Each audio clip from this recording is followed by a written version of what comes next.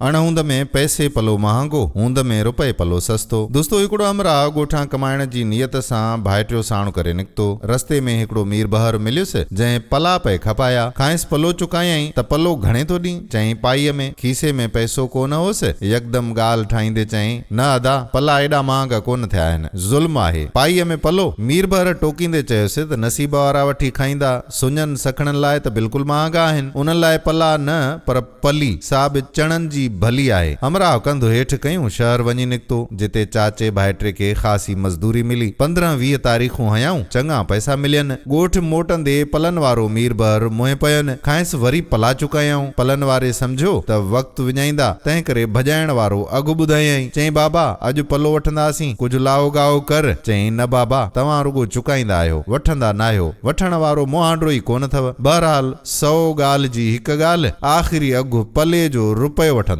पुॼाओ पएव त वठो, न त दॻु खुलियल अथव। चाचे रुपयो छोड़े पलो वठंदे चयो त रुपए में पलो सस्तो आहे। रस्ते में भाइटे चाचे खां पुछो त चाचा पाईअ में पलो न वरितई? चई त महांगो आहे। हाणे रुपए में सस्तो सुझी वरितई, सो भला कीअं? चई अबा, हूंद ते हर शइ सस्ती आहे, अणहूंद में हर शइ महांगी आहे। भाइटे खे नसीहत कंदे चयईं त अणहूंद में पैसे पलो महांगो ऐं हूंद में रुपए पलो बि सस्तो, मतिलबु हूंद ते हूंगर आहे। दोस्तों वीडियो पसंद आई हुजे त शेयर ज़रूर कजो।